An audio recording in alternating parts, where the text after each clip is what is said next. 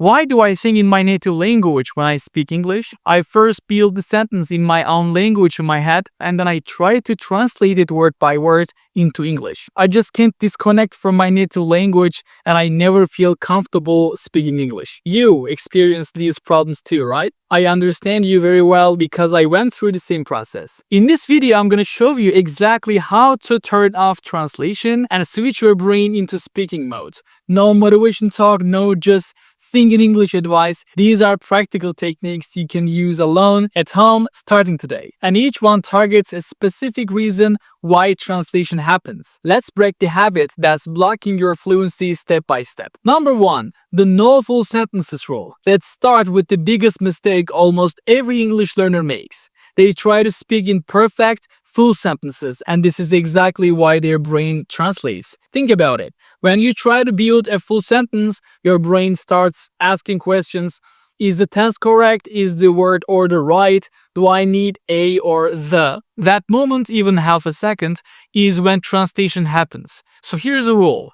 Full sentences are banned completely. Instead of saying, I am going to the market because I need to buy some bread, maybe, you say, market, need bread, now. Is it perfect English? No. Is it real communication? Yes. And here is why this works.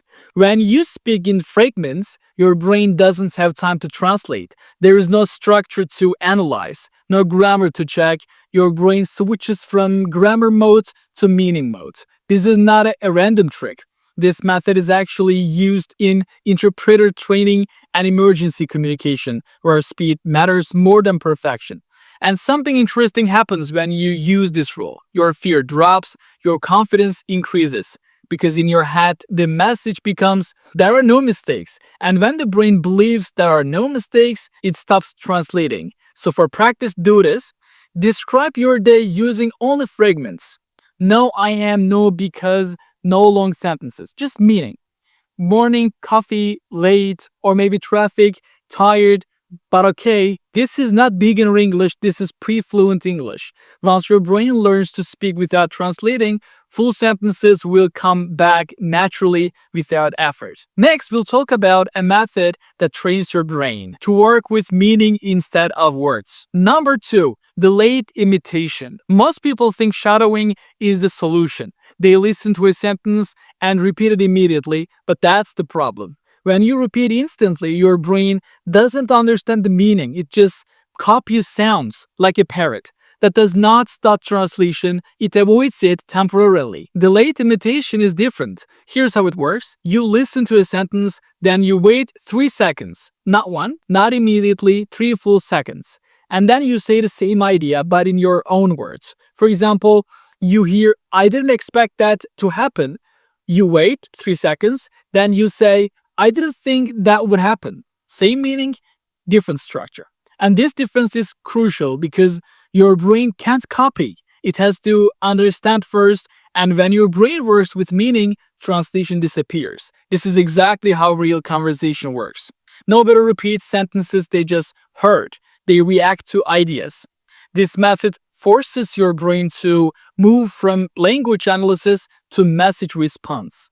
At first, it feels uncomfortable. Your brain wants the original sentence. It wants safety. But that discomfort is the training. And here's the key rule. If your sentence is wrong, keep going. Stopping to correct yourself brings translation back. So practice like this. Listen to one short sentence. Pause for 3 seconds. Say the idea your way. Move on, no replay, no perfection. You're not learning language here, you're training your response system. And fluency is nothing more than fast, natural responses. Next, we'll talk about a mistake that almost everyone makes with vocabulary and how to fix it. Number 3, stop translating words, label emotions. One of the biggest reasons you translate in your head is not grammar, it's vocabulary, but not in the way you think. Most learners try to memorize words like this. English words to German word, maybe, or maybe Spanish word. And every time you speak, your brain does this. English to German and back to English. That tiny delay is enough to kill fluency. So instead of translating words, you need to change how your brain stores them. Here's the shift. Stop translating words. Start labeling feelings and situations because your brain remembers emotions much better than definitions. Let me show you. When you hear the word annoyed, don't think of a Spanish translation, for example. Think small anger, something slightly wrong, not serious but uncomfortable. When you hear furious, don't translate. Think explosion, no control, very strong anger. And when you hear relieved, don't research for a word. Think pressure is gone, problem finished, breathing again. Notice what's happening. You're not thinking in words anymore. You are thinking in experiences. And this is how native speakers think. They don't translate angry, they feel it. This is why words suddenly come out without effort in real conversations. Your brain connects language to situations, faces, tone, and memory, not dictionaries. So when you practice speaking, don't ask, what does this word mean in my language?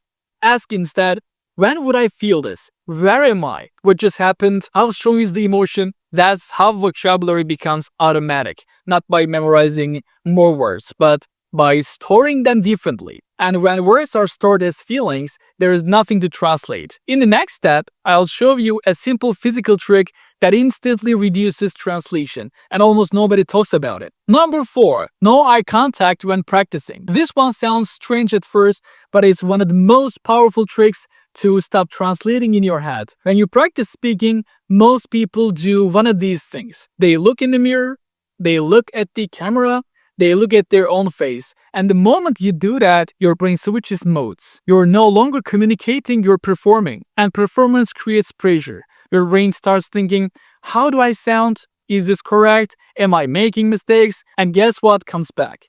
Translation. Overthinking. Silence. So here's the rule. When you practice speaking alone, no eye contact, no with the mirror, no with the camera, not even with yourself. Instead, do the opposite. Look at the wall. Look at the floor. Look out the window. Anywhere that feels neutral, because eye contact triggers the social part of the brain. That part cares about judgment, accuracy, and image. But fluency lives somewhere else. Fluency comes from the motor system, the system you use when you walk, chew, or type. And that system works best when there is no pressure. When you remove eye contact, your brain relaxes. There is no audience, no evolution, nor performance, just movement. And in that relaxed state, your brain stops translating and starts producing language. This is why many people speak better in the shower, while driving, or when they're alone. No eyes, no judgments, no overthinking. So the next time you practice speaking, turn away. Don't watch yourself, don't correct yourself, just let the words come out. Imperfect, unfinished, messy. That's where fluency begins. Next, I give you a rule that forces your brain to speak without thinking at all. Number 5, the 10-second non-stop rule. This is where everything comes together. This rule is simple, but it's uncomfortable. So that's why it works. You choose a topic, any topic, coffee, maybe your morning, your job, what you're thinking right now. Then you do one thing. You speak for 10 seconds without stopping. No pauses, no silence, and most importantly, no thinking. Wrong English is allowed, broken sentences are allowed, grammar mistakes are expected.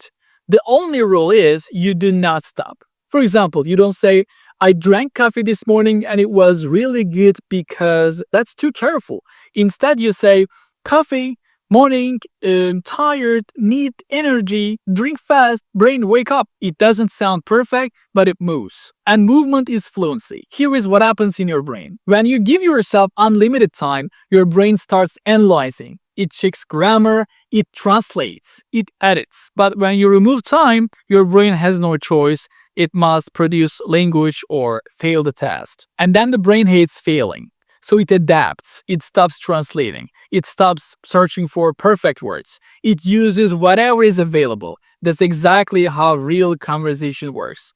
You don't get time to think, you don't get subtitles, you just react. At first, those 10 seconds will feel long, your mind will panic, your sentences will be messy. That's a good sign because panic means your old system is breaking. After a few days, something changes. The words come faster, the pauses disappear, the fear gets quieter. Not because your English got better, but because your reaction speed did. And that's fluency. So do this one once a day. One topic, 10 seconds, no stopping, don't record, don't analyze, don't correct, just speak and let your brain learn how to move again. This is how translation dies. This is how speaking begins. Translation is the enemy of fluency. The moment you stop converting ideas in your head, English starts moving. And when English moves, you speak. Thanks for watching. I'll see you in the next one.